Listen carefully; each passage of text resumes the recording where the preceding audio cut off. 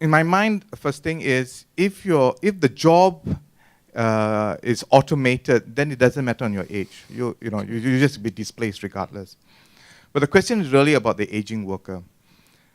So in my mind, I'm thinking, right, why is it you will displace an aging worker? Because you do not recognize or acknowledge the knowledge he has in his mind that can be useful and be codified and translated.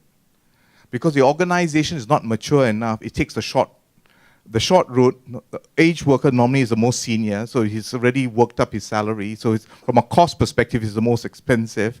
He's got less runway, right? And therefore, maybe we should let him go, and he should retire anyway and enjoy himself, right? So you have all the positive reasons why you should displace the person. But what the organization has no foresight is, who has the institutional knowledge of that organization? Is actually the aged worker. And I think until when an organization begins to think that way, then there is now additional new value for the aged worker, and then you start creating new roles.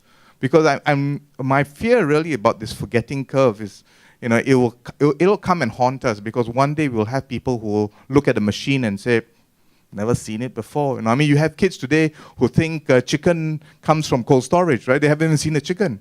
Or orange comes peeled. They've never seen a full orange, right? And we laugh at it, but actually it happens in real world. So we need to think about how can we use everyone's value for what they are at that point of time based on the experience they've led. We invest a lot in mobility, and we create a lot of new business models. But main bulk of the knowledge comes from the workforce, which 40 years of business and 950 people, and a lot of them have worked in the company for so long. This is where the real knowledge comes. So it depends on how you use the person. But as Kanan was asking that question, I was thinking more of a situation that Singapore faces. So you can't find drivers. The economy wants to be more and more productive. So they try to make even little things like traveling from home to work shorter.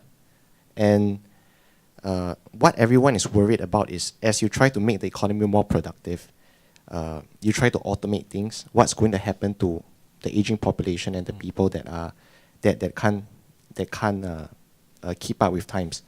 And I just think this is a natural transition, and the economy has to bear with it. Same like the company in Goldbell. As we automate more things, there are definitely people in the company who cannot suit that role anymore. Yep. There are. I think if we try to tell ourselves that everyone can remain in the company, it's a fallacy. That can't be done. That's too idealistic. So I would guess that for a company, it will be more on how you make sure that the aging population or the older employee still manages to survive by having a nice compensation bonuses. And as an economy-wise or as a country, it will come for social welfare. So you reckon social welfare is something that needs to come into play?